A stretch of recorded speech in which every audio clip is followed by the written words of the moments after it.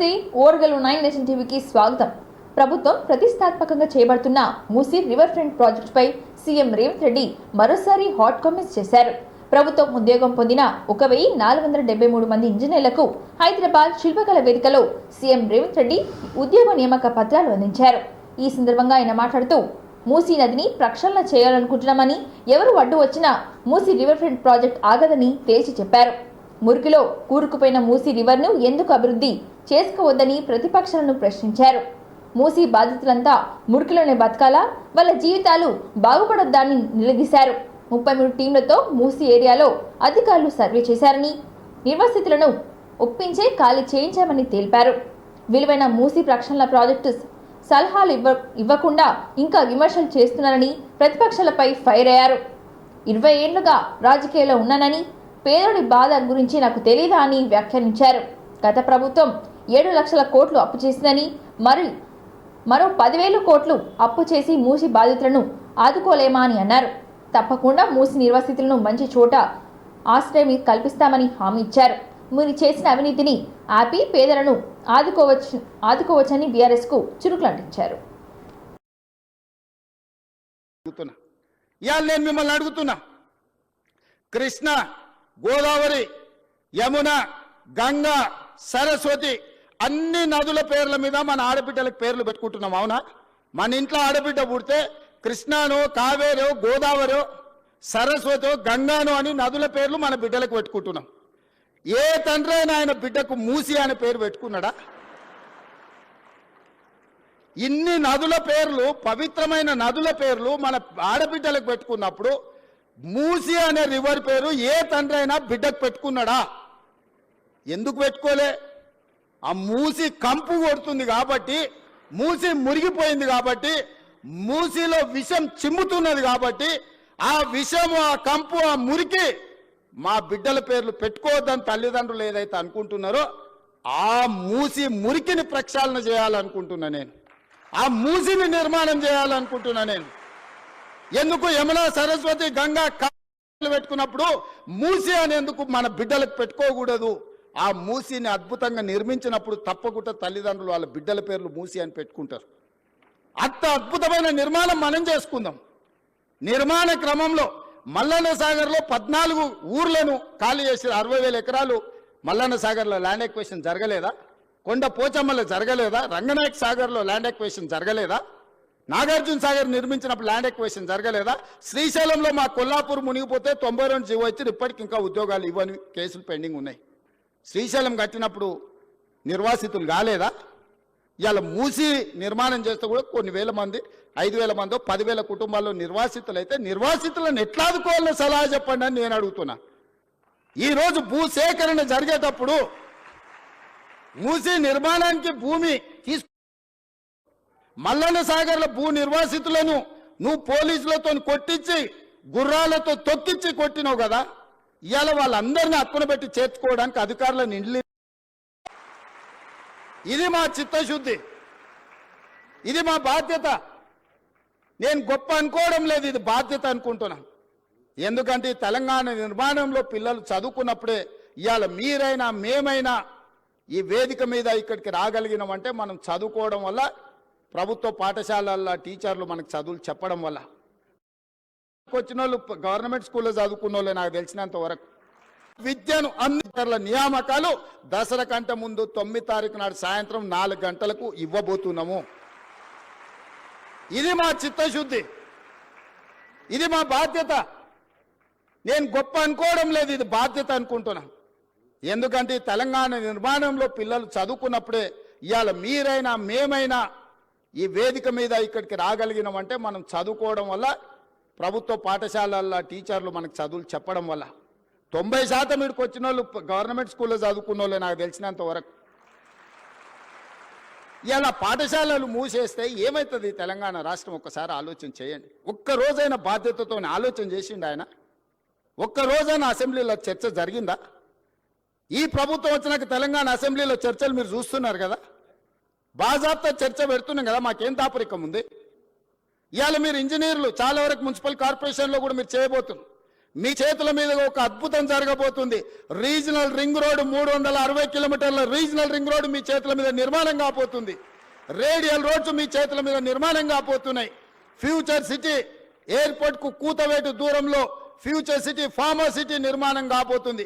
మీ చేతుల మీద Musi river development front ఎవరు అడ్డం వచ్చినా నిర్మించి 55 కిలోమీటర్ల మూసీ రివర్ డెవలప్మెంట్ ఫ్రంట్ మీ చేతుల మీదుగా నిర్మించి ప్రపంచానికి ఆదర్శంగా నిలబెడతాం.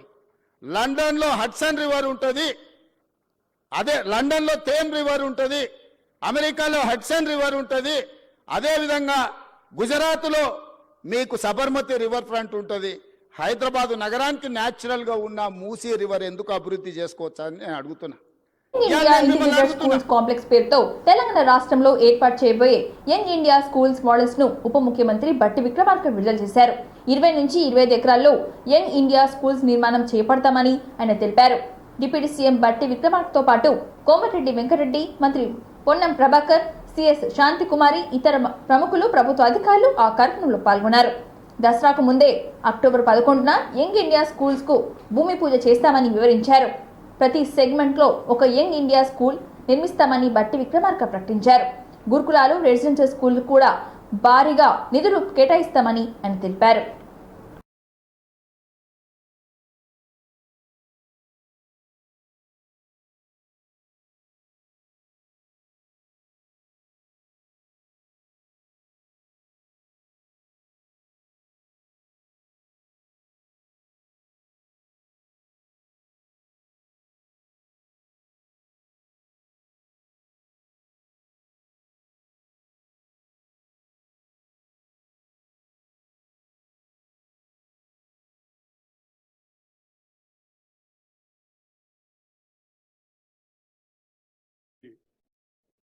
విప్లవాత్మకమైన నిర్ణయం తీసుకొని ఇంటిగ్రేటెడ్ రెసిడెన్షియల్ స్కూల్స్ సంబంధించి గతంలోనే ఎన్నికల సందర్భంగా ఆనాడు కాంగ్రెస్ పార్టీ పరంగా తెలంగాణ రాష్ట్ర మానవ వనరుల్ని ప్రపంచంతో పోటీ పడేటట్టుగా తయారు చేసుకోవడానికి కావాల్సిన విధంగా ఈ గురుకులాలు, రెసిడెన్షియల్ స్కూల్స్ని, దానికి కావాల్సిన విధమైనటువంటి నిధుల్ని ఇచ్చి పెద్ద ఎత్తున విద్య పైన మేము దృష్టి పెడతామని చాలా స్పష్టంగా చెప్పాం. చెప్పినట్టుగానే ఈరోజు నా భూతో నా భవిష్యత్తు అన్నట్టుగా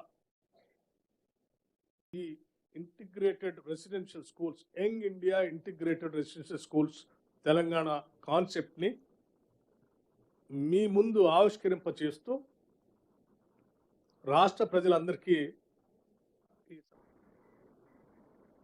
పెద్ద ఎత్తున ఇంటర్నేషనల్ స్టాండర్డ్స్లో ఇంగ్లీష్ మీడియంతో 12th క్లాస్ వరకు ఇందులో విద్యాబుద్ధులు నేర్పేటట్టుగా ఏర్పాటు చేయడం జరుగుతోంది. రాష్ట్రంలో చాలా రెసిడెన్షియల్ స్కూల్స్ పక్కా భవనాలు లేక చాలా చోట్ల అద్దె భవనాల్లో, అట్లాగే రకరకాలైనటువంటి కళ్యాణ మండపాల్లో, రకరకాల బిల్డింగ్స్లో ఇబ్బందికరమైనటువంటి వాతావరణంలో విద్యాబుద్ధులు నేర్పేటువంటి పరిస్థితి మనం చూస్తూ ఉన్నాం. ఈనాడు కాంగ్రెస్ పార్టీ ఆలోచన మేరకు ఆనాడు మేము చెప్పినట్టుగా ఈ ఇందిరమ్మ ప్రభుత్వం పేద బడుగు బలహీన వర్గాలకు సంబంధించినటువంటి కట్టొచ్చా ప్రోత్సహించాలి వాళ్ళ బిడ్డలని చెప్పి వారికి కూడా నేను విజ్ఞప్తి చేస్తూ, ఈ పాఠశాలకు సంబంధించి మేము గతంలోనే కలెక్టర్స్ కాన్ఫరెన్స్ జరిగినప్పుడు ఆనాడు ముఖ్యమంత్రి గారు లేకపోతే నా తోటి మంత్రి కట్టాలని ఒక 20-22 స్కూల్స్ వరకు నియోజకవర్గాల నుంచి వచ్చేటువంటి స్థలాలను బట్టి వాటిని కూడా శాంక్షన్ చేసుకుంటూ ముందుకు పోతూ ఉంటాం.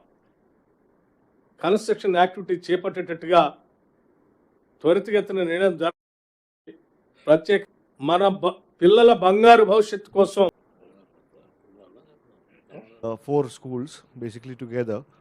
Gurukul system to education and the art facilities for the sites that we are looking at. And it's a totally వరంగల్లోని Shri Bhadrakali దేవి శరన్నవరాత్రి మహోత్సవాలు ఘనంగా జరుగుతున్నాయి. ఆదివారం అమ్మవారికి శ్రీ మహాలక్ష్మి అలంకరణ, సూర్యప్రభ వాహన సేవ, హంస సేవ నిర్వహించనున్నారు. భక్తులు అధిక సంఖ్యలో అమ్మవారిని దర్శించుకుంటున్నారు.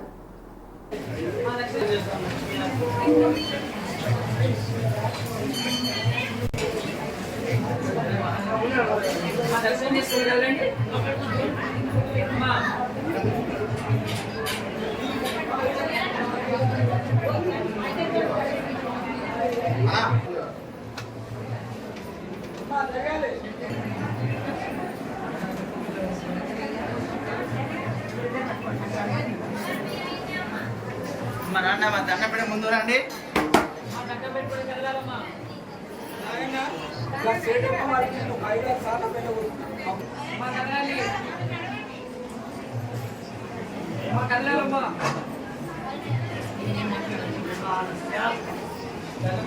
నేను ఆస్ట్రేలియా నుంచి వచ్చాను. నవరాత్రుల గురించే వచ్చాను అక్కడికి. ఎవ్రీడే దర్శనం చేసుకుంటున్నాను. చాలా బాగా ఆర్గనైజ్డ్గా పబ్లిక్ని బాగా ఈజీగా ఎవరికి ఇబ్బంది కాకుండా పంపిస్తున్నారు. నేను హారతి కూడా అటెండ్ అయ్యాను ఒకరోజు. చాలా బాగా అనిపించింది. అమ్మవారి డెకరేషన్ కానీ ఇక్కడికి వచ్చినప్పుడు ఫీలింగ్ కానీ అన్నీ చాలా బాగున్నాయి. సిస్టమేటిక్గా చేస్తున్నారు, మంచిగా అనిపిస్తుంది. ఇప్పటికి మా చిన్నతనం నుంచి వస్తున్నాము. మేము డైలీ వస్తామండి. మాది ఇక్కడే వరంగల్. డైలీ వస్తాము. రోజు శరన్నవరాత్రులు బాగా జరుగుతాయి కదా. మొత్తం వరంగల్ ఉన్న ప్రజలందరూ ఇక్కడికే వస్తారు. సికింద్రాబాద్ నుంచి గోవా వెళ్లేందుకు వీక్లీ ట్రైన్ను ఇవాళ కేంద్ర మంత్రి కిషన్ రెడ్డి ప్రారంభించారు. దసరా కానుకగా సికింద్రాబాద్ నుంచి గోవాకు వెళ్లనున్న ఈ బై వీక్లీ ట్రైన్లను ప్రారంభించిన సందర్భంగా కిషన్ రెడ్డి అందరికీ శుభాకాంక్షలు తెలిపారు. ఈ రైలు తెలుగు రాష్ట్రాల ప్రజలకు, పర్యాటకులకు ఎంతో సౌకర్యవంతంగా ఉంటుందని తెలిపారు. ఇప్పటి వరకు సికింద్రాబాద్ నుంచి గోవా వెళ్లేందుకు డైరెక్ట్ ట్రైన్ ఉండేది కాదని తెలిపారు. ప్రధాని మోడీ, రైల్వే మంత్రి అశ్విని కుమార్లకు ట్రైన్ వేసినందుకు కిషన్ రెడ్డి ధన్యవాదాలు తెలిపారు. తెలంగాణతో పాటు కర్ణాటక ప్రజలకు కూడా ఈ ట్రైన్ ఎంతో ఉపయోగపడుతుందంటూ దక్షిణ మధ్య రైళ్లను ఆధునీకరిస్తున్నామని, ఎలక్ట్రిషన్ వర్క్ పూర్తి అవుతుందని కేంద్ర మంత్రి కిషన్ రెడ్డి తెలిపారు. సికింద్రాబాద్ రైల్వే స్టేషన్ పునర్నిర్మాణ పనులు వేగంగా జరుగుతున్నాయని, ఎయిర్పోర్ట్ ఎలా ఉంటుందో సికింద్రాబాద్ రైల్వే స్టేషన్ ఇలా తయారు చేస్తామంటూ ఆయన తెలిపారు.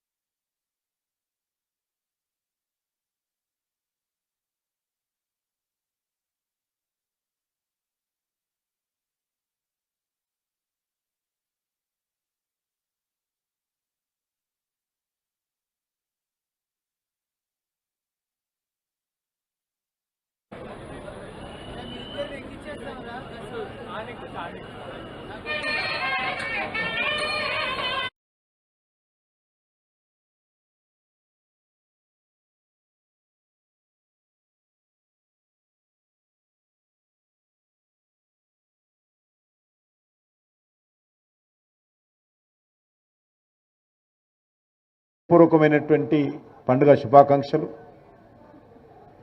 ఈరోజు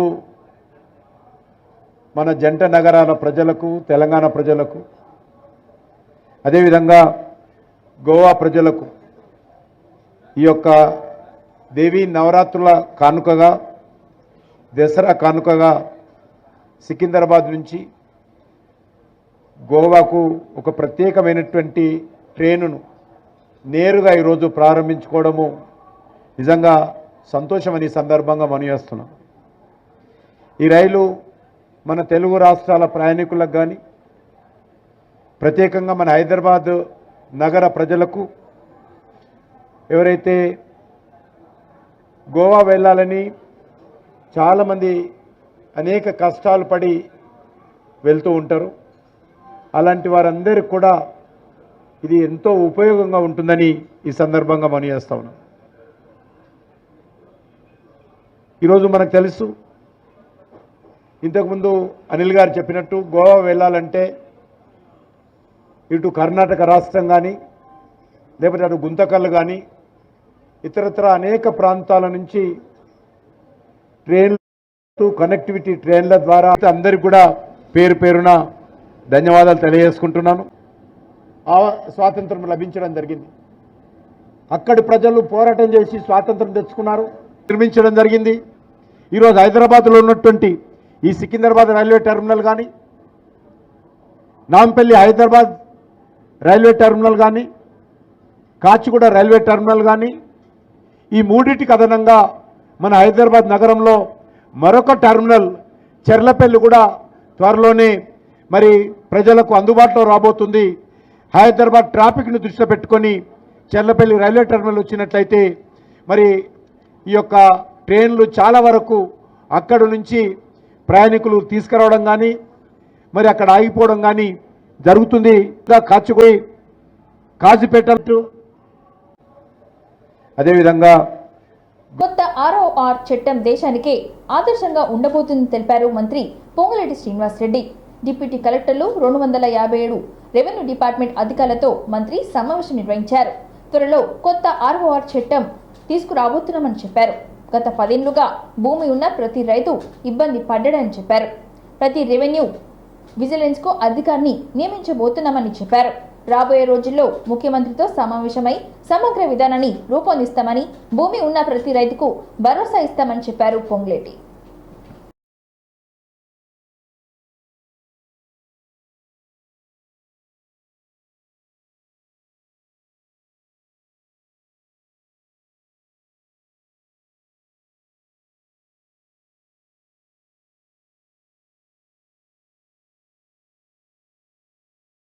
తెలంగాణకు హైదరాబాద్ వాతావరణ కేంద్రం కీలక సూచన జారీ చేసింది.